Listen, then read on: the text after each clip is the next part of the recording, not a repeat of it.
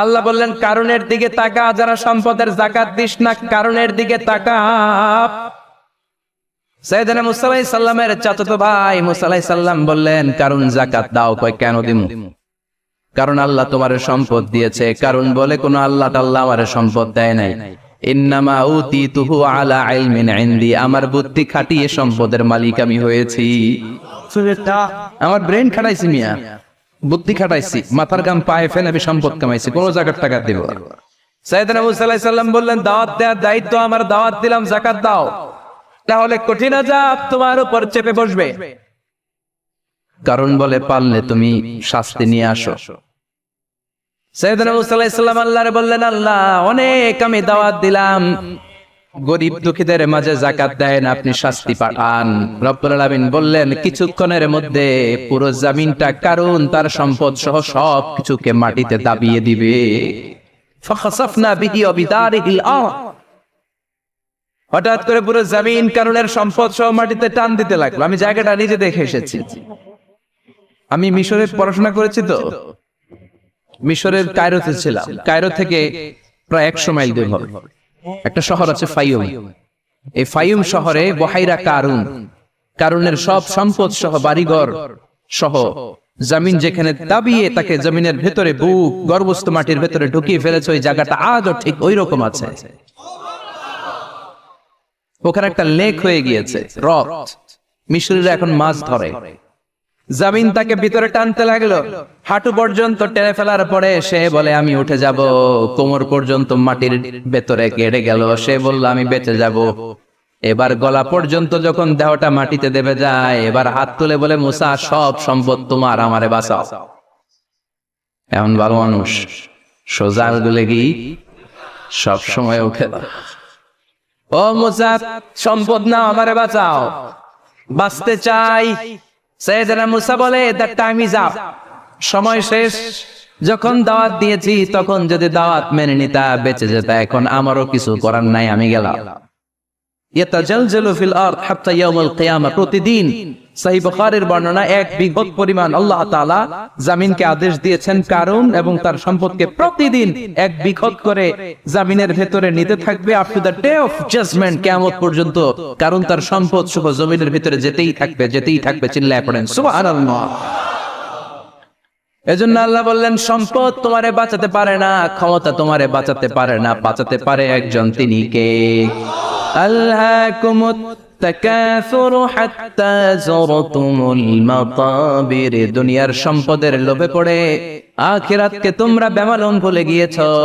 এই গাফলতি তোমাদের থামবে না যতক্ষণ না তোমরা কবরে ঢুকবা। কার কথা? এজন্য যাকাত দেওয়ার দরকার আছে না নাই? এলাকায় তো এসে গল্প শুনলাম অনেক বিজনেস ম্যাগনেট আছে, আশা করি তারা যাকাতও দেয়, ঠিক কি না? আপনাদের মধ্যে থেকে যারা ধনী আছে তাদেরকে পৌঁছাবেন যে যাকাত না দিলে কারণের মতো পরিণতি করে দিতে পারে কে? সম্পদগুলো কিয়ামতের দিন পেঁচাতে পেঁচাতে কোমর পর্যন্ত পেঁচাবে, আবার পেঁচাতে পেঁচাতে গলা পর্যন্ত পেঁচিয়ে ছোবল দিয়ে বলবে আনা মালুক আনা কানজুক, আনা মালুক, আমি তোর মাল, আমি তোর সম্পদ, আনা কানজুক, আমি তোর ব্যাংক ব্যালেন্স, আমারে খা। এক একটা ছোবলের চোটে পুরো দেহটা 70 গজ জমিনের ভেতরে চলে যাবে। এজন্য আল্লাহ বললেন আল্লাহকুমুত তাকাসুরু হাত্তা যুরতুমুল মাকাবির, দুনিয়ার প্রাচুর্যতা তোমাদেরকে মোহাচ্ছন্ন করেছে। আমরা মোহের মধ্যে পড়ে আছি, ঠিক কি না? আমাদের চলাফেরা, কথাবার্তা, লাইফস্টাইল দেখলে মনেই হয় না যে আমরা মনে হয় যে 1000 বছর রাজত্ব করতে আমরা এসেছি, কেউ আমাদেরকে থামাতে পারবে না, কোনদিন আমাদের মরণ হবে না। চিল্লায় বলেন ঠিক কি না? এই দুনিয়াটা আসল জীবন না, আসল জীবন কবরের জীবন। এই দুনিয়ার দৃষ্টান্ত আল্লাহর কাছে হলো 4টা স্বর্ণের টুকরার মতো আর 3টা লাশের মতো। স্বর্ণের টুকরা কয়টা? লাশ কয়টা?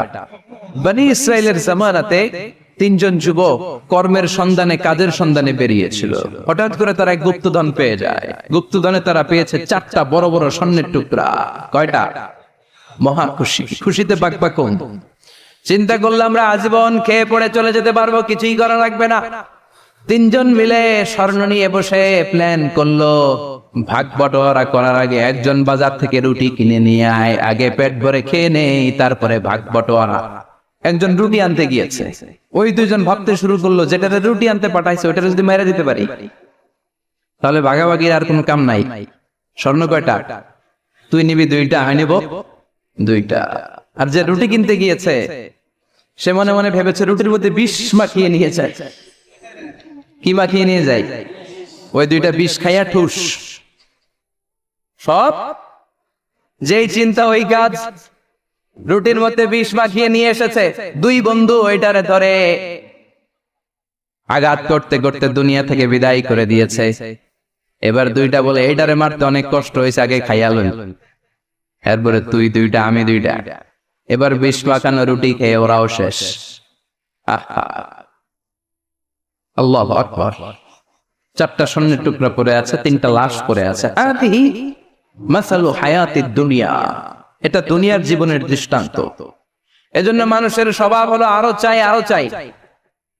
বিশ্বনবী বললেন লাউ লিকুল্লি ইবনি আদামা ওয়াদিয়াম মিন যাহাব, আল্লাহ বনি আদমের সবাইকে যদি এক একটা স্বর্ণের পাহাড়ের মালিক বানিয়ে দেয়, আহাব্বা আইয়াকুনা লাহু ওয়াদিয়ান, সে চাইবে কেমন করে আরেকটা স্বর্ণের পাহাড়ের মালিক পাওয়া যায়। ও মিয়া, আমার যদি একটা স্বর্ণের পাহাড়ের মালিক বানায় দেয়, আমার 14 পুরুষ সে স্বর্ণের পাহাড় বেচা খেয়ে শেষ করতে পারো? তা আরেকটা দিয়ে আমি কি করব? সবাইকে যদি এক একটা স্বর্ণের পাহাড়ের মালিক বানিয়ে দেয়া হয়, তারপরেও প্রত্যেকে চাইবে কেমন করে আরেকটা পাহাড়ের মালিক হওয়া যায়। কারণ ওই যে খাই খাই আরো লাগবে, আরো লাগবে। ওয়ালাই ইয়ামলা ফাহু ইল্লা তুরা, কবরের মাটি ওর মুখে ঢোকার আগ পর্যন্ত ওর এই খাই খাই স্বভাবের বন্ধ হবে না। চিৎকার করে বলেন ঠিক কি না? এজন্য আল্লাহ বললেন কবরে না ঢুকলে তোমাদের এই আকাঙ্ক্ষা থামবে না, লোভ লালসা বন্ধ হবে না। হাত্তা যুরতুমুল মাকাবির, কবরে তোমাদেরকে যেতেই হবে, মরতে তোমাদেরকে হবে। এই পৃথিবীতে কেউ থাকার জন্য আসে নাই, জোরে বলেন ঠিক কি না? মরতেই হবে, যেতেই হবে, চলে যেতেই হবে। এজন্য বিশ্বনবী বলতেন আকসিরু যিকরা হাদিমিল লাযাত, জীবনের সব স্বাদ আল্লাহকে নিঃস্বাদ করে দেয়, পানসা করে দেয়। ওই মৃত্যুর কথা বেশি বেশি স্মরণ করবা। জীবনের স্বাদ আল্লাহ সব কিছুকে পানসা করে দেয়। কোন জিনিস? মরণ। চিল্লায় বলেন কোন জিনিস? আর জোরে বলেন কোন জিনিস? সুনিশ্চিত যেতেই হবে। কোন সন্দেহ আছে? কথা বলেন, সন্দেহে আছে কারো? The most certain thing in our life is death, and the most uncertain thing in our life is the time of death. আমাদের জীবনের সবচেয়ে সুনিশ্চিত বিষয় হচ্ছে আমাদের মরণ, মরতে হবে। কিন্তু সবচেয়ে অনিশ্চিত বিষয় হচ্ছে মরণের সময়। কখন মরবো এটা আমরা কেউ জানি না, কিন্তু মরবো যে এটা আমরা সবাই জানি। চিল্লায় বলেন ঠিক কি না?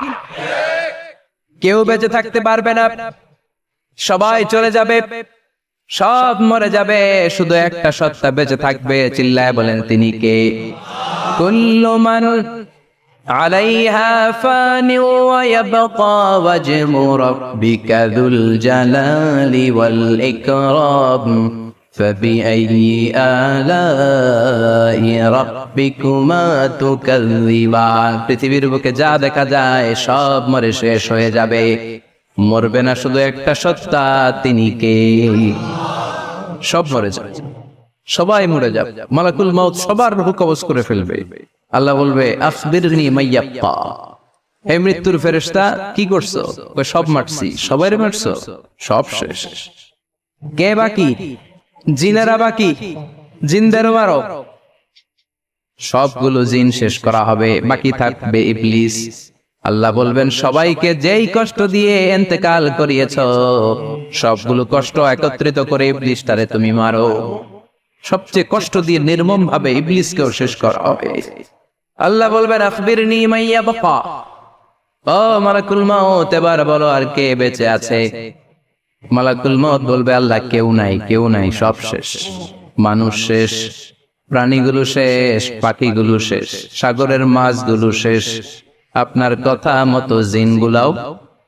এবার আছে শুধু ফেরেশতারা। কারা? কথা বলেন। আল্লাহ বলবেন ফেরেশতাদেরও মারো। শুরু হবে ফেরেশতা নিধন।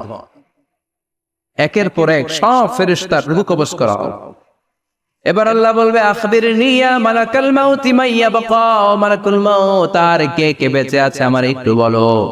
মালাকুল মাউত বলবো সব শেষ, সব ফেরেশতাগুলোরও মেরে ফেলেছি, শুধু 4 জন আছে, জিব্রাইল, ইসরাফিল, মিকাইল, আর আমি আপনার হুকুমের গোলাম আজরাইল।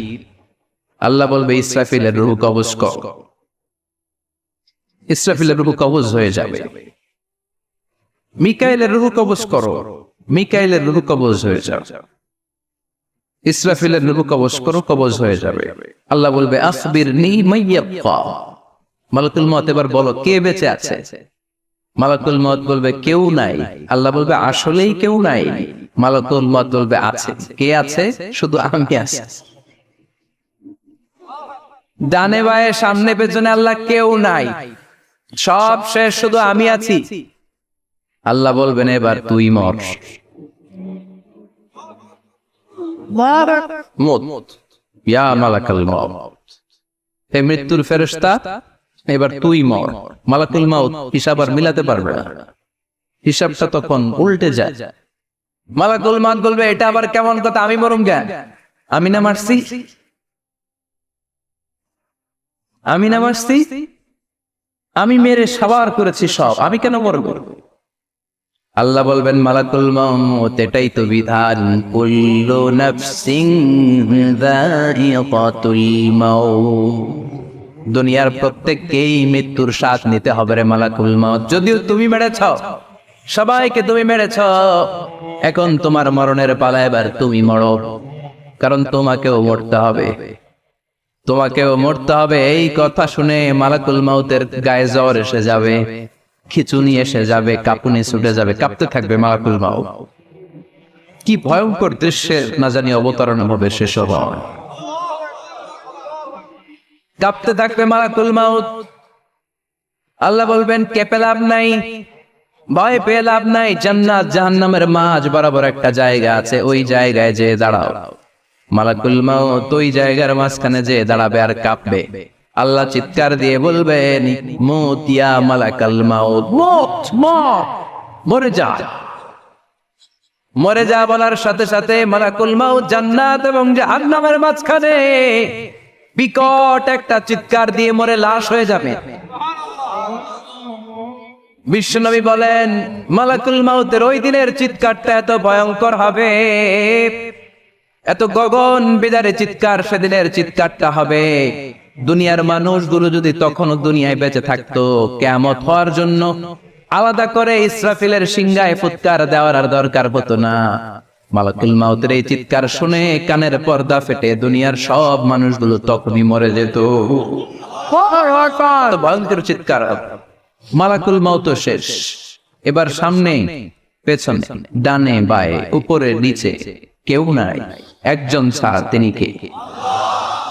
আল্লাহ সেদিন হুঙ্কার দিবে। আল্লাহ বলবেন পৃথিবীর বড় বড় প্রধানমন্ত্রীরা কোথায়, প্রেসিডেন্টরা কোথায়, আইনের মুলুক যারা ক্ষমতার দাপট দেখিয়েছে তারা আজকে কোথায়?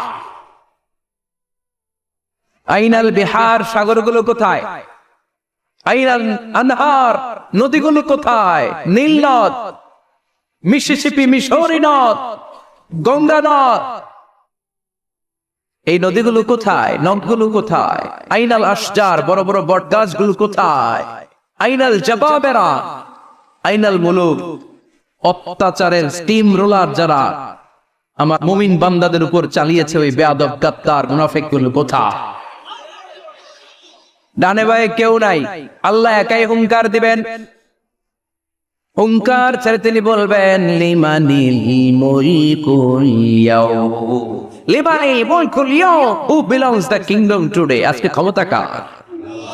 চিৎকার করে বলেন আজকে ক্ষমতা কার? আল্লাহ নিজেই উত্তর দিবেন লিমানিল মুলকুল ইয়াউমা লিল্লাহিল ওয়াহিদিল কাহ্হার, আজকে ক্ষমতার মালিক মহাবিশ্বের কেউ নয়, ক্ষমতার মালিক হলেন একজন, তিনি কে? কেউ থাকবে না, সব চলে যাবে, একজন ছাড়া, তিনি কে? এজন্য আল্লাহ বললেন আল্লাহকুমুত তাকাসুরু হাত্তা যুরতুমুল মাকাবির। দুনিয়ার লোভ লালসা তোমাদেরকে মোহাচ্ছন্ন করে রেখেছে, এই মোহ কোনদিন তোমাদের কাটবে না। হাত্তা যুরতুমুল মাকাবির, যতদিন না কবরে ঢুকবা। চিল্লায় বলেন ঠিক কিনা? এজন্য বিশ্বনবী বলতেন কবর হলো জাহান্নামের প্রথম স্টেশন, কবর হলো আখিরাতের প্রথম স্টেশন। কবরের স্টেশনে যদি মাফ পাওয়া যায়, সামনে যতগুলো স্টেশন পার হতে হবে সবগুলারে সহজ করে দিবে কে? আর কবরের স্টেশনে যদি গন্ডগোল লাগে, সামনে আরো গন্ডগোল আছে না নাই? বেশি না কম? এজন্য বিশ্বনবী বলতেন আল কবর ইম্মা রাউদাতুম মিন রিয়াদিল জান্নাহ আও হুফরাতুম মিন হুফারিন নার। কবর হয়তো কারো জন্য জান্নাতের বাগান, কিংবা কারো জন্য জাহান্নামের গর্ত। আমরা আল্লাহর কাছে দোয়া করি, আল্লাহ আমাদের সকলের কবর গুলোর জান্নাতের বাগান বানিয়ে দাও। এজন্য বিশ্বনবী সব সময় দোয়া করতেন, আল্লাহুম্মা ইন্না নাউযু বিকা মিন আযাবিল কবর। ও আল্লাহ, কবরের আযাব থেকে তুমি আমাদের বাঁচাও। পড়ে না আমিন। বিশ্বনবী বলতেন, আমি দেখেছি কবরের মধ্যে তোমাদেরকে প্রশ্ন করা হবে, কবরে তোমাদের পরীক্ষা নেওয়া হবে। পুরো দুনিয়াটাই যেমনি পরীক্ষা, আখিরাতের প্রথম স্টেশন কবরেও পরীক্ষা আছে না নেই? প্রশ্ন আছে না নেই? কয়টা? জোরে বলে। মুমিনদের জন্য 4টা, কাফিরদের জন্য 3টা। ভালো করে জানেন, চিল্লায় বলেন মুমিনদের জন্য কয়টা, কাফিরদের কয়টা? প্রশ্নপত্র ফাঁস করে দিছে কে? কথা কন। এরপরও যদি ফেল করি, দোষ কার? দোষ আমাদের, আমাদের দোষ। কবর দেওয়ার পরে 40 কদম যখন আত্মীয়রা চলে যায়, 2জন ফেরেশতা আসবে, বসাবে। এই ঘটনাটা আমারও ঘটবে, আপনারও ঘটবে, বিশ্বাস হয়? প্রস্তুত আছেন তো? বসিয়ে দেওয়া হবে। মুমিন বান্দাকে প্রথম প্রশ্ন করবে, আমার রব্বুক, তোর রবের নাম কি? মুমিন বান্দা বলিষ্ঠ কণ্ঠে বলে দিবে, আল্লাহ আমার রব, এই রবি আমার সব। পড়েন, আল্লাহ আমার রব, এই রবি আমার সব। দমে দমে তনু মনে তারি অনুভব, তোমার দুনিয়াতে আমি যেদিকে তাকাই, ততই নেয়ামাতে ডুবে আছি সবাই। পাক পাখালির গানে শুনি তাসবিহ কলরব, তাসবিহ কলরব। আল্লাহ আমার রব, এই রবি আমার সব। পড়েন আমিন।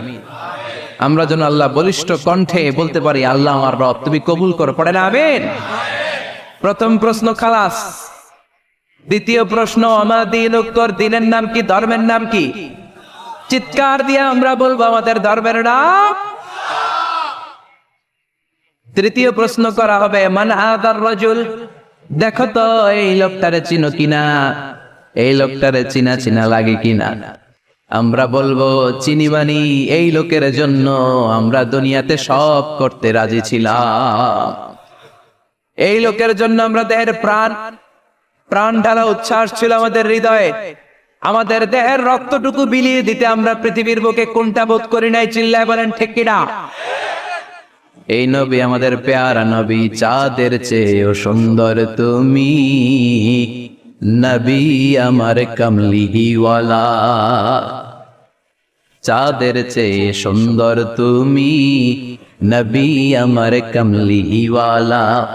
দু জাহানের বাদশাহ তুমি, প্যারা নবী সাল্লাল্লাহু আলাইহি। দু জাহানের বাদশাহ তুমি, প্যারা নবী সাল্লাল্লাহু আলাইহি। চাঁদের চেয়ে সুন্দর তুমি, নবী আমার কমলিওয়ালা।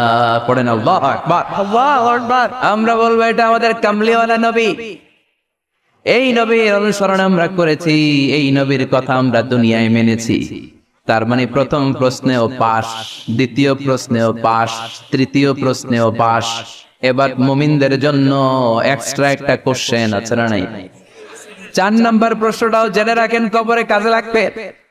তখন জিজ্ঞেস করা হবে, ওমা ইলমু, ওমা ইলমু, what is the source of your knowledge, what is the source of your answer. এই যে 3টা প্রশ্নের উত্তর দিতে পারলা বাঘের বাচ্চার মতো, তথ্যসূত্র কি? What is the reference? করতে শিখছ, কোত্থেকে শিখেছেন বলে আসতে হবে। আমরা বলবো আমরা কোরআন থেকে শিখেছি, হাদিস থেকে শিখেছি, মাহফিল গুলোতে জেনেছি, বয়ানগুলো থেকে শিখেছি। পড়েন সুবহানাল্লাহ। চারটা প্রশ্নের উত্তর যখন আপনি দিয়ে দিবেন, ফেরেশতারা বলবে আহলান ওয়া সাহলান, কংগ্রাচুলেশন। কি বলবে? আহলান ওয়া সাহলান মানে কংগ্রাচুলেশন, খুশামদেদ, খুশামদেদ, খুশামদেদ। ويفسح له قبره 70 ذراعا, কবরটারে 70 হাত লম্বা করে দেয়া হবে। ويفتح له باب الى الجنه, জান্নাতের দিকে একটা দরজা সেট করে দেয়া হবে।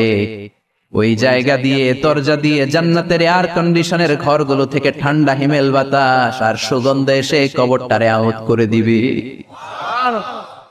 ওয়ায়ুলবাসু মিন লিবাসিল জান্নাহ, জান্নাতের চমৎকার একটা পোশাক পরিয়ে দেয়া হবে। সুবহানাল্লাহ। আর বলা হবে নাম কানাউমিল আরুস, বাসর রাতে বর যেমনি কনেকে নিয়ে আনন্দের ঘুম দেয়, তুমিও একটা ঘুম দাও। সুবহানাল্লাহ পড়ে। নাম কানাউমিল আরুস, বাসর রাতে বর যেমনি কনেকে নিয়ে ঘুমায়, মধুর একটা ঘুম আপনার সেদিন হবে। ইসরাফিলের সিংগার আওয়াজ, ওই হুইসেল বাজার আগ পর্যন্ত ওই ঘুম কেউ আপনার ভাঙাতে পারবে না। আল্লাহ কবরের চারটা প্রশ্ন, এগুলোর সঠিক উত্তর দিয়ে জান্নাতের পোশাক পরে আমরাও যেন ঘুমিয়ে থাকতে পারি, তৌফিক দাও। আর জোরে পড়ে না আমি। এবার নাস্তিকদের পালা, বামপন্থীদের পালা, রামপন্থীদের পালা, ইসলাম বিরোধীদের পালা, কোরআন বিরোধীদের পালা, নবী বিরোধীদের পালা। ওদের সামনে দুজন ফেরেশতা আসবে, আসওয়াদান আজরাকা, আসওয়াদান আজরাকান, নীলাভ চোখ, কালো গাত্র বর্ণের। নীলাভ চোখ, চোখগুলো নীল, গায়ের কালার হবে কালো, তাহলে কি ভয়ঙ্কর চেহারা হবে ফেরেশতা দুজনের। এসে বলবে ওঠ, বস, মার রব্বুক, তোর রবের নাম কি? কয় জানি না। কি কয়? জানি না। লা আদরি, আমি জানি না। আমি অমুক নেতার পিছনে পিছনে ঘুরতাম, খালি এটা মনে আছে। আমি মাও সেতুংকে নেতা মানতাম, আমি কার্ল মার্কসকে নেতা মানতাম, আমি নেতা খেতাদের পিছনে ঘুরতাম। রব কি, ইসলাম কি, দিন কি, কিচ্ছু আমি জানি না। মাপ চাই, জানি না। দ্বিতীয় প্রশ্ন, অমাদিন, উত্তর ধর্মের নাম কি? কয় আমার কোনো ধর্ম নাই, আমার কোনো ধর্ম নাই, আমি হলাম নাস্তিক। আমি কি? কথা বলেন, আমি কি? আমি এক প্যাকেটের বিরিয়ানির সন্ধান পাইলে শাহবাগের প্রজন্ম চত্বরে যায় ডান্স দিতাম। এরকম ডাকাইত আছে না নাই? অমাদিন, উত্তর ধর্ম কি? কয় জানি না। মাফসাইল, আমি কিচ্ছু জানি না, ধর্ম টর্ম নাই আমার, আমি নাস্তিক। ফেরেশতারা বলবে ও তুমি নাস্তিক, দাঁড়াও আর একটা বাকি প্রশ্ন, এরপরে খেলা শুরু, ঠিক কিনা? 3 নম্বর প্রশ্ন, ওমান হাদার রাজুল, এই লোকটাকে চিনো কিনা দেখো। নাস্তিক বলবে না চিনি না, তবে নাম শুনেছি, ওনার বিরুদ্ধে আমি ব্লগে লিখতাম। এরকম ব্লগার আছে না নাই? ওনার পারিবারিক জীবন নিয়ে আমি মানুষের মধ্যে সন্দেহ উস্কে দিতাম। ওনার পুত পবিত্র চরিত্রের ব্যাপারে আমি দুনিয়ার বুকে মন্দ কথা বলতাম। ওনারে আমি গালি দিতাম, আমি ছিলাম ওনার বিরুদ্ধ শক্তি, ওনার পক্ষের কোন শক্তি আমি ছিলাম না, আমি সব সময় ওনার বিপক্ষে ছিলাম। ফেরেশতারা বলবে হায় হায়, তুই তো ডবল জিরো, 100-তে কত পাইছেন? কথা কয়, লা দারাইতা ওয়ালা তালাইতা, কিছুই পারলি না, তুই তো পোড়া কপাল। ফায়ুতরাকু মিন মাতারিক মিন হাদিদ, লোহার একটা হাতুড়ি থাকবে, এক হাতুড়ির বাড়িতে মাথাটা ছিন্ন বিচ্ছিন্ন হয়ে যাবে, দেহটা জমিনের মধ্যে ঢুকে যাবে। তার চিৎকারে ওই কবরস্থানটা থার থার করে কাঁপবে, কিন্তু কেউ শুনবে না।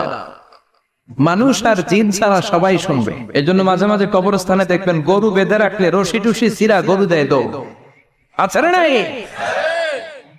এক একটা আঘাত এসে ছিন্ন বিচ্ছিন্ন হয়ে যাবে। ইউকালু লিল আরদি, জমিনকে বলা হবে ইলতাইমি, চাপ দাও, প্রেসার মারো।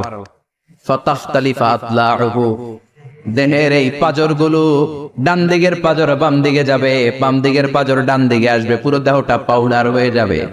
তার এক একটা চিৎকারে পুরো কবরস্থান থার থার করে কাঁপবে। আর এই খেলা চলতে থাকবে ইসরাফিলের সিংহা পর্যন্ত। মুমিনের ঘুম চলতে থাকবে ইসরাফিলের, আর ওর সাথে ফেরেশতাদের খেলা আছে না নাই? এটার নাম ফাইনাল খেলা। কি খেলা? কথা বলেন, আর জোরে বলেন।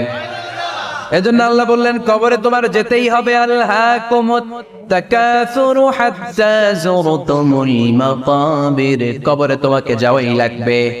কবরের শাস্তি তোমার পেতেই হবে, কবরের পরীক্ষার সম্মুখীন তোমাকে হতেই হবে। জোরে বলেন ঠিক কিনা? এজন্য মাঝে মাঝে কবরস্থানে যাওয়ার দরকার আছে না নাই?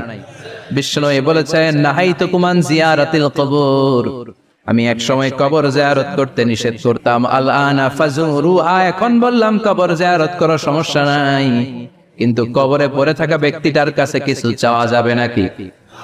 কথা বলে। আল মাইয়িতু ফিল কবর কাল গরিকু ফিল বাহর, সাঁতার না জানা ব্যক্তি সাগরে পড়লে যত অসহায়, কবরে পড়ে থাকা ব্যক্তি তার চাইতে বেশি অসহায়। সে আপনারে কি দিবে? আপনি দিয়ে আসবেন, যাই আপনি সালাম দিয়ে আসবেন, দোয়া দিয়ে আসবেন, সে আপনার কিচ্ছু করতে পারে না। করতে পারে একজন, তিনি কে? এজন্য খবরদার, কবরস্থানে আগরবাতি দেয়া যাবে না, মোমবাতি দেয়া যাবে না, লাল সালু দেয়া যাবে না, মশারি দেয়া যাবে না। অনেকে কবরস্থানে মশারি টাঙ্গায় আছে না নাই? কেন? মশা কামড়ায় তো মশারি দেয় কেন? ঘটনাটা কি? দেখবেন যে বেয়াদবটা কবরস্থানে যে মশারি দেয়, মাজারে মশারি দেয়, ওর বাপের মশাই খায়, ওর মায়ের ডেঙ্গু রোগ, কামড়াইতে কামড়াইতে ওর মায়ের ডেঙ্গু জ্বর, ওর বাবারে কামড়ায়, মশাই খায়, মারে মশাই খায়, মা বাবারে মশারে না দিয়া মাজারে দিয়ে আস, কপাল পোড়া। মাজারে মোমবাতি দিয়ে আসে, আছে না নাই? মোমবাতি কেন দেয়? ভিতরে আলো নাই নাকি? আহা, কপাল পোড়া। মোমবাতি দিবেন যেখানে ইলেকট্রিসিটি নাই, যেই ঘরে আলো নাই ওই ঘরে আলো দিলে আপনার বাবার কবরে আলো দিয়ে দিবে কে? আর মাজারে যে মোমবাতি দেয়, ছাগল দেয়, গরু দেয়, মানত করে, আছে না নাই? মানত করতে হবে একজনের নামে, ইন্নী নাযারতু লিররহমানি সাওমা, আল্লাহ ছাড়া কারো নামে মানত করা চলবে। এজন্য খবরদার, কবর জিয়ারত করবে। এজন্য কবরে গেলে মনটা নরম করে দেয় কে? বাবার কবর মাঝে মাঝে জিয়ারত করবেন, কবর জিয়ারতে বাধা নাই, কিন্তু কবরে পড়ে থাকা ব্যক্তির কাছে চাওয়া যাবে। চাবেন কার কাছে?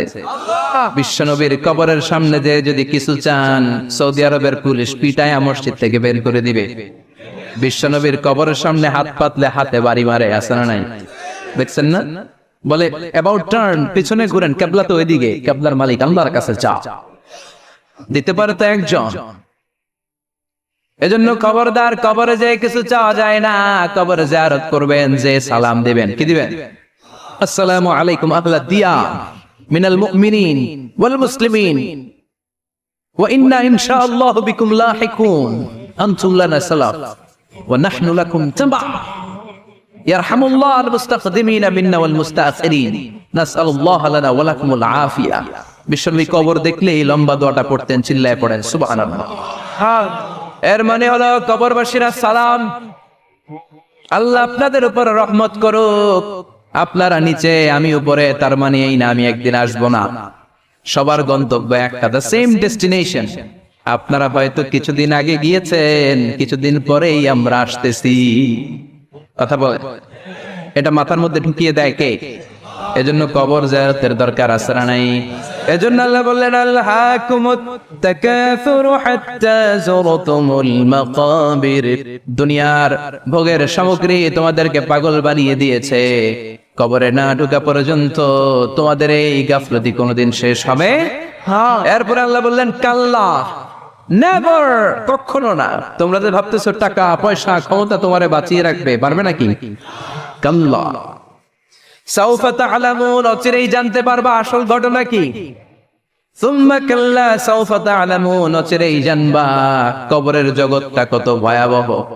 এজন্য বিশ্বনবী বলতেন প্রত্যেক নামাজি সালাম ফিরানোর আগে আল্লাহর কাছে চারটা জিনিস থেকে পানা চাবা। কয়টা? এক হলো কবরের আযাব, দুই হলো জাহান্নামের আযাব, তিন হলো তিন দুনিয়ার ফিতনা, চার হলো দাজ্জালের ফিতনা। বিশ্বনবী সালাম ফেরানোর আগে পড়তে আল্লাহুম্মা ইন্না নাউযু বিকা মিন আযাবিল কবর ওয়া নাউযু বিকা মিন আযাবি জাহান্নাম ওয়া নাউযু বিকা মিন ফিতনাতিল মাহইয়া ওয়াল মামাত ওয়া নাউযু বিকা মিন ফিতনাতিল মাসীহিদ দাজ্জাল। পড়েন আমিন। এই দোয়াগুলো পড়ার দরকার আছে না নাই?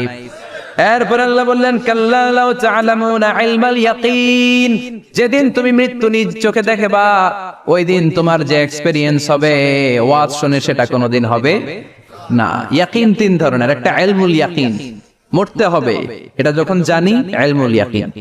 এবার একদিন সামনে একজনের দেখলাম মরে গেছে, এটা হচ্ছে আইনুল ইয়াকিন, দেখলাম। আর যেদিন নিজে মরবো এটার বলে হাক্কুল ইয়াকিন, ঠিক কি না?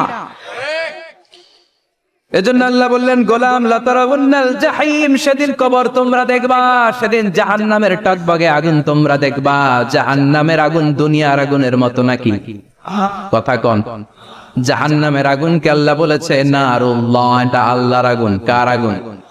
গ্যাসের চুলা দিয়ে আমরা ঘরে যে তরকারি পাকাই যে আগুন দিয়ে, এই আগুন জাহান্নামের আগুন একরকম, 70 গুণ বেশি তেজ। দুনিয়ার আগুন হাতে লাগলে হাত জ্বলে, পায়ে লাগলে পা জ্বলে। জাহান্নামের আগুন দেহের যেখানেই লাগুক না, আগে কলিজাটা জ্বলে যাবে। আগে কোন জায়গাটা জ্বলবে? নারুল্লাহিল মুফাদা আল্লাতী তাত্তালিউ আলাল আফইদা, আগে কলিজাটা ছাড়। সেদিন তোমরা সেই ভয়ঙ্কর দোজখ দেখবা। সুম্মা লাতারাউন্নাহা আইনাল ইয়াকিন, চাক্ষুষ দেখবা। সুম্মা লাতুসআলুন্না ইয়াওমাইযিন আনিন নাঈম, সেদিন আল্লাহর দেয়া সবগুলো নেয়ামতের ব্যাপারে তোমাদের জিজ্ঞেস করবে কে?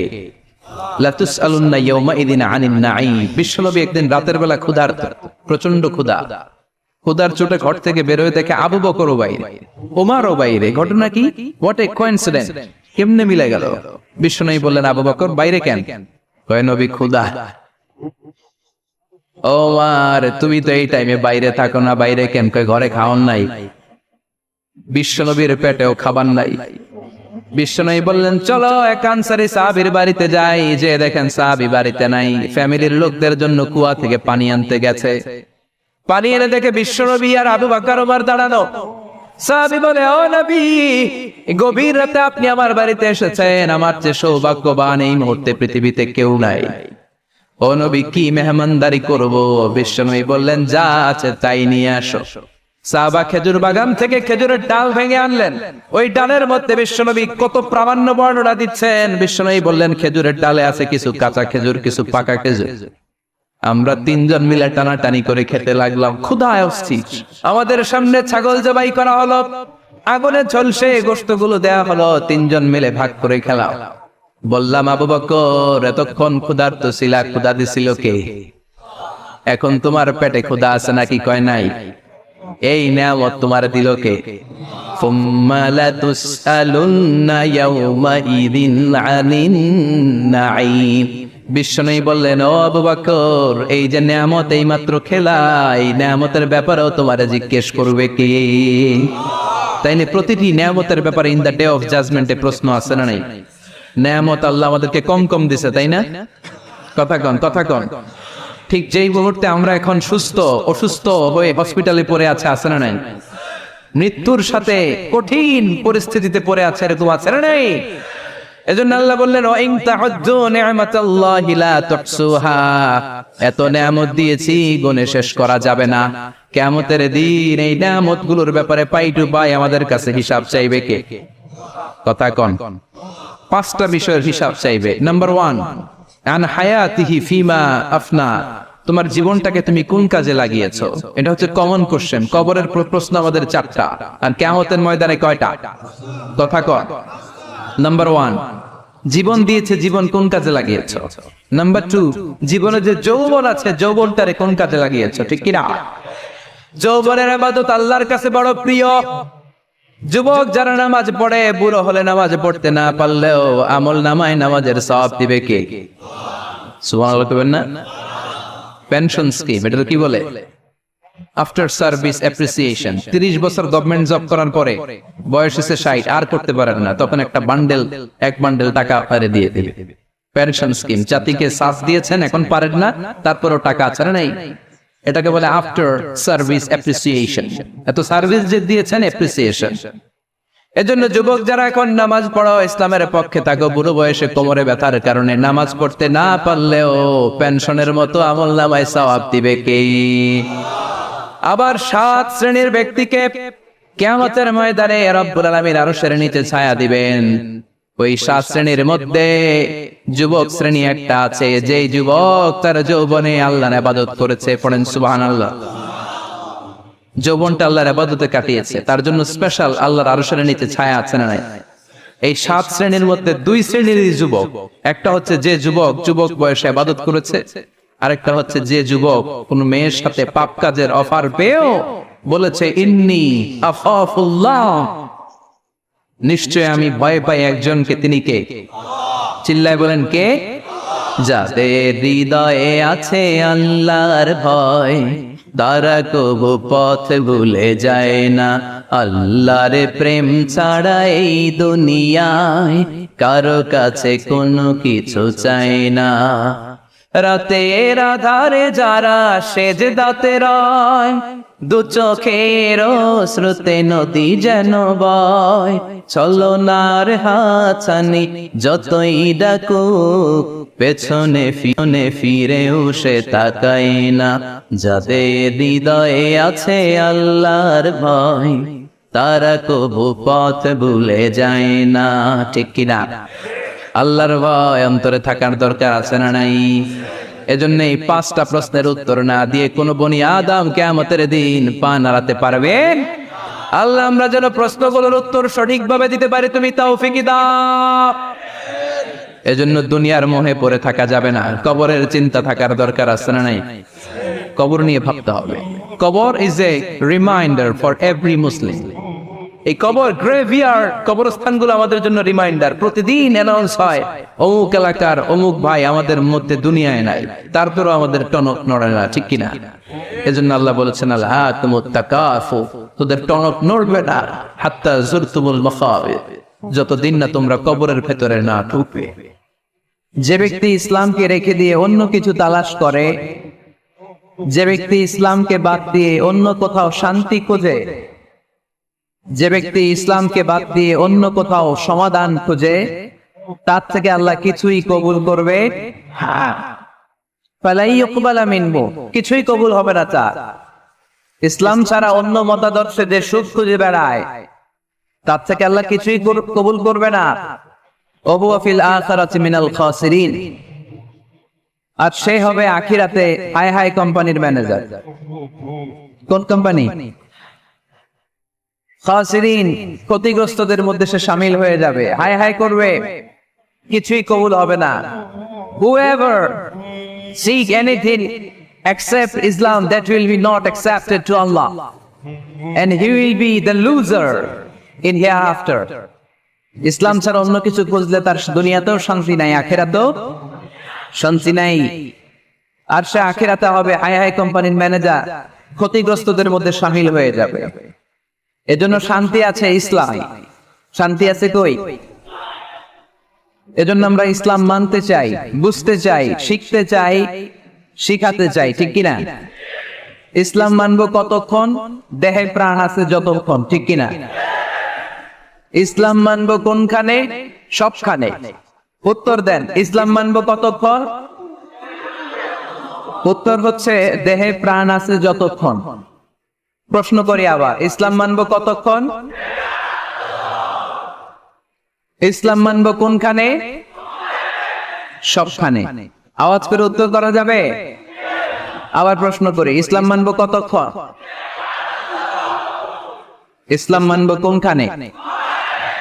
না শুধু মসজিদে, মাদ্রাসায়, সংসদ ভবনে মনে হয় ইসলাম মানার দরকার নাই, বঙ্গভবনে বোধহয় ইসলাম থাকার দরকার নাই, গণভবনে ইসলাম থাকার দরকার আছে না নেই? প্রতিটা পুলিশ স্টেশনও ইসলাম থাকার দরকার আছে না নেই? আমরা চাই সব জায়গায় ইসলাম দিয়ে আমরা আমাদের জীবনকে পরিচালনা করব। চিল্লায় বলেন ঠিক কিনা? কারণ ইসলাম হচ্ছে সময়ের অপরিহার্য বাস্তবতা। এই গুণে ধরা সমাজকে ঠিক করতে হলে ইসলাম থেকে প্রেসক্রিপশন নিতে হবে। ইসলাম থেকে প্রেসক্রিপশন না নিলে আমার জীবন সুন্দর হবে না, সমাজ সুন্দর হবে না, আমার দেশ সুন্দর হবে না, এই বাংলাদেশকে দুর্নীতি মুক্ত করা যাবে না। শুধু দুদক দিয়ে, দুর্নীতি দমন কমিশন দিয়ে দুর্নীতি দমন হবে না যদি ইসলাম মানা না হয়। চিল্লাই গো ঠিক কিনা? এজন্য ইসলাম মানবো কতক্ষণ? ইসলাম মানবো কোন কানে? রাজি আছেন তো? ভাগাভাগি করবেন? অর্ধেক আল্লাহর অর্ধেক আমার, এরকম করা যাবে? গোটা দুনিয়াটাই কার, এখানে কোনো ভাগাভাগি করার সুযোগ নাই।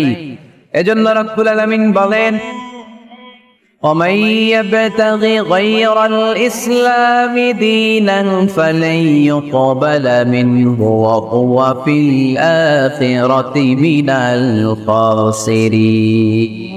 ইসলাম ছাড়া কেউ যদি অন্য কোথাও শান্তি তালাশ করে, ইসলাম ছাড়া অন্য কোন মতাদর্শে কেউ যদি জীবন সমস্যার সমাধান তালাশ করে, আল্লাহ বলে তার কোনো আমল আমি কবুল করব না। কিয়ামতের দিন লোকটা হবে হাই হাই কোম্পানির ম্যানেজার, সে হবে ক্ষতিগ্রস্ত। এজন্য আমাদেরকে ইসলাম মানতে হবে। আমাদের ধর্মের নাম কি? এই আপনাদের গলার আওয়াজ। এখানে যারা যারা আছেন সবাই দেড় সবটুকুন শক্তি গলার এই মাছ বরাবর এনে আওয়াজ করে উত্তর দেন, আমাদের ধর্মের নাম কি? শেষ পর্যন্ত এরকম আওয়াজ করে উত্তর দেওয়া যাবে? এই ইসলাম মনে হয় শুধু আমাদেরই ধর্ম, অন্য কোন নবীদের মনে হয় ধর্ম না। সাইয়েদনা আদম আলাইহিস সালামের ধর্মের নাম কি? নূহ আলাইহিস সালামের ধর্মের নাম? ইব্রাহিম নবীর ধর্মের নাম? মুসা আলাইহিস সালামের ধর্মের নাম? ঈসা আলাইহিস সালামের ধর্মের নাম? আল্লাহর ধর্মের নাম?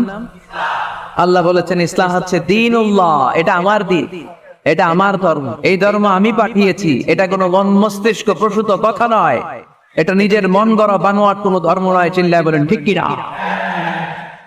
সব নবীদের ধর্মের নাম ছিল ইসলাম। অনেকে আমরা গুলিয়ে ফেলি, আমরা মনে করি শুধু আমাদের ধর্মের নাম ইসলাম, অন্য নবীদের ধর্মের নাম বোধহয় ইসলাম না। এটা ভুল। আজকে আকীদা খালিস করে নেন, কনসেপশন এন্ড আইডিয়া ক্লিয়ার করে নেন। সব নবীদের একটাই ধর্ম, চিল্লায় বলতে হবে কিনা? তার প্রমাণ, তার দলিল কি? তার দলিল হচ্ছে আল্লাহর কোরআন। আল্লাহর কোরআন আমাদেরকে জানিয়েছে সব নবীকে আল্লাহ তাআলা একটা ধর্মই দিয়েছেন। আল্লাহ বলছেন, মা কানা ইব্রাহিমু ইয়াহুদিয়্যান ওয়ালা নাসরানিয়্যান ওয়ালাকিন কানা হানিফান মুসলিমা। আমার খালিল ইব্রাহিম ইহুদি ছিল না, আমার নবী ইব্রাহিম নাসারা ছিল না, আমার খালিল ইব্রাহিম অন্য কোন ধর্মের ছিল না। সাইয়েদনা ইব্রাহিম ছিলেন কানা হানিফাম মুসলিমা, একনিষ্ঠ মুসলমান। সুবহানাল্লাহ। সাইয়েদনা ইব্রাহিম আলাইহিস সালাম ছিলেন একনিষ্ঠ মুসলমান, কানা হানিফাম মুসলিমা। এই আয়াত প্রমাণ করে যে সাইয়েদনা ইব্রাহিম আলাইহিস সালামের ধর্মের নামও কি ছিল? আওয়াজ করে বলতে হবে, কি ছিল? পেয়ে গেছি আমরা। এরপরে সাইয়েদনা ইউসুফ আলাইহিস সালাম দোয়া করেছেন, আল্লাহর মহাগ্রন্থ কোরআন সাক্ষী, তাওয়াফানি মুসলিমান ওয়া আলহিকনি বিস-সালিহিন। ও আল্লাহ, আমাকে তুমি মুসলমান হিসেবে প্রদান করো, নেককার বান্দাদের সাথে আল্লাহ তুমি আমারে শামিল করে দাও। এই আয়াত থেকে প্রমাণিত হয় সাইয়েদনা ইউসুফ আলাইহিস সালাম মুসলমান ছিলেন। জোরে কোন ঠিক কিনা? সাইয়েদনা ইউসুফ নবী যদি মুসলমান না থাকতেন, উনি কি দোয়া করতেন তাওয়াফানি মুসলিমান, আল্লাহ তুমি আমারে মুসলিম করে মারো? দোয়া করতেন? করতেন। সাইয়েদনা সুলাইমান আলাইহিস সালাম বালকিসকে চিঠি লিখেছে, ইন্নাহু মিন সুলাইমান ওয়া ইন্নাহু বিসমিল্লাহির রহমানির রহিম। বালকিস, এটা সুলাইমান নবীর পক্ষ থেকে চিঠি। আল্লাহ তাআলু আলাইয়া ওয়া আতুনি মুসলিমিন। ও বালকিস, বাড়াবাড়ি করো না। ও বালকিস, খবরদারি দেখিও না, বড়ত্ব দেখিও না। ওয়া আতুনি মুসলিমিন, তুমি আমার কাছে মুসলমান হয়ে চলে এসো। সাইয়েদনা সুলাইমান আলাইহিস সালাম মুসলমান হয়ে চলে আসার দাওয়াত দিলেন। এই আয়াত প্রমাণ করে সাইয়েদনা সুলাইমান আলাইহিস সালামের ধর্মের নাম ছিল ইসলাম। ঠিক কি না? আবার সাইয়েদনা ঈসা আলাইহিস সালামের সঙ্গীদের নাম হচ্ছে আল হাওয়ারি। হাওয়ারিরা বলেছিল, সাক্ষী থেকে যাও বিআন্না মুসলিমুন, আমরাও মুসলমান। ঈসা আলাইহিস সালামের অনুসারীরা যদি বলে আমরাও মুসলমান, এটা প্রমাণ করে সাইয়েদনা ঈসা আলাইহিস সালামের ধর্মের নামও ছিল ইসলাম। জোরে বলেন ঠিক কিনা? ইসলাম ছিল তার। সব নবীদের ধর্মের নাম ছিল ইসলাম। এমপি সাহেব চলে আসছে, আর কেউ আসবে না, ধাক্কাধাক্কিও নাই। ওনাকে এনে আজকে প্রধান অতিথিকে এখানে বসিয়ে দেন, নীরবে নিরবিচ্ছিন্ন ভাবে আজকে আলোচনা হবে ইনশাআল্লাহ। পড়েন, ওনাকে আসার সুযোগ করে দেন। এদিকে এত ধাক্কাধাক্কি করেন, ওনাকে আসতে দেন, সুন্দরভাবে আসতে দেন, আসতে দেন। অনেক কষ্ট করে আসছে, ও এমপি সাহেব আসতেছিল এদিক দিয়ে না, আসতে দেন, নিয়ে আসেন, নিয়ে আসেন, একটু জায়গা করে দেন। আলহামদুলিল্লাহ পড়েন, আওয়াজ করে পড়েন আলহামদুলিল্লাহ। আপনাদের এলাকার গণমানুষের নেতা আলহাজ নজরুল ইসলাম বাবু ভাই চলে আসছে, চিল্লায় পড়েন আল্লাহু আকবার। আমরা একেবারে বিশৃঙ্খলা মুক্ত হয়ে গেছি, ঠিক কিনা? আর কাউরে ঢুকতেও দিবেন না, বেরোতেও দিবেন না, পারা যাবে? বলছিলাম সব নবীদের একটাই ধর্ম, ধর্মটার নাম সব জায়গায় মানতে রাজি আছে। তবে ইসলাম ধর্মকে আল্লাহ তাআলা কোন নবীর কালেই, কোন নবীর সময়েই পূর্ণাঙ্গতা দান করে নাই। এই ইসলাম ধর্মের পূর্ণাঙ্গতা আল্লাহ তাআলা দান করেছে আমার প্যারা নবী, বিশ্ব নবী মুহাম্মদ রাসূলুল্লাহ সাল্লাল্লাহু আলাইহি ওয়াসাল্লামের সময়কালে। বারটা ছিল জুমাবার। কি বার? আরাফার ময়দান। বিশ্বনবী ওটের পিঠে বসে আছেন। ইন দ্য মিন টাইম আল্লাহ তাআলা একটা আয়াত নাযিল করে ইসলামকে কমপ্লিট এন্ড ইনট্যাক্ট বানিয়ে দিলেন। সুবহানাল্লাহ বলতে বললেন না?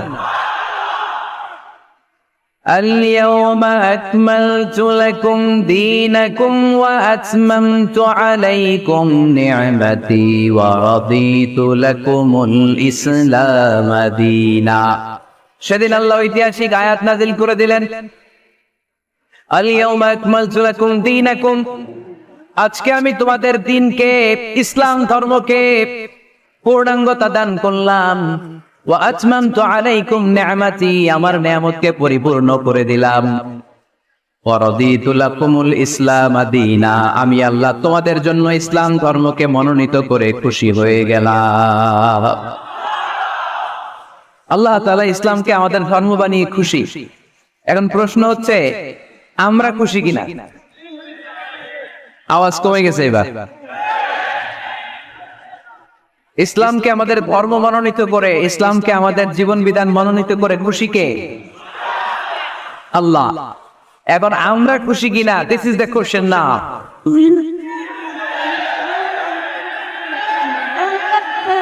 খুশি? কম না বেশি? আসলে আমরা বেশি খুশি, এবং প্রতিদিন এই ঘোষণা দেই, প্রতিদিন এই ঘোষণা দেই যে আমরা ইসলাম পেয়ে খুশি, কিন্তু অর্থ জানি না, তাই বুঝি না। আমরা প্রতিদিন নামাজের পরে পড়ি রাদিতু বিল্লাহি রাব্বা, রব হিসেবে আল্লাহরে পেয়ে আমরা খুশি, অবিল ইসলামি দীনা, ইসলামকে ধর্ম হিসেবে পেয়ে খুশি, ঠিক কি না? এই দোয়াটা সালাম ফিরানোর পরে আমরা পড়ি না?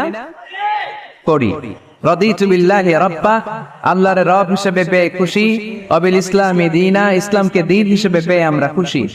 আমরা কিন্তু প্রত্যেকদিন ফরজ সালাতের পরে এই দোয়াটা পড়ি কিনা ভাই? রাদিতু বিল্লাহি রাব্বা, আল্লাহ তোমার রব হিসেবে পেয়ে খুশি, অবিল ইসলামি দীনা, ইসলামকে ধর্ম হিসেবে পেয়ে আমরা খুশি। এই দোয়াটা পড়ি, কিন্তু অর্থ বুঝি না, তাই হৃদয়ে লাগে না, ঠিক কিনা? এজন্য অর্থ জানার দরকার আছে না নাই? আমি সব সময় বলি, প্রিয় ভাইয়েরা, কোরআনের অর্থ পড়ুন, মাতৃভাষায় কোরআনকে বুঝুন। এই যে মোবাইলের ভেতরে এখন অ্যাপস পাওয়া যায়, এটারে বলে স্মার্টফোন। কি ফোন? যারাই আপনি স্মার্ট হইতে চান, একটা স্মার্টফোন নিয়ে নেবেন, স্মার্ট হয়ে যাবেন। তো এটা আপনাকে স্মার্ট বানাবে, সবকিছু এটার ভেতরে থাকে, সব পাওয়া যায়। এখানে আপনি কোরআন নিয়ে পড়তে পারবেন, কোরআনে আল্লাহ কি বলেছে।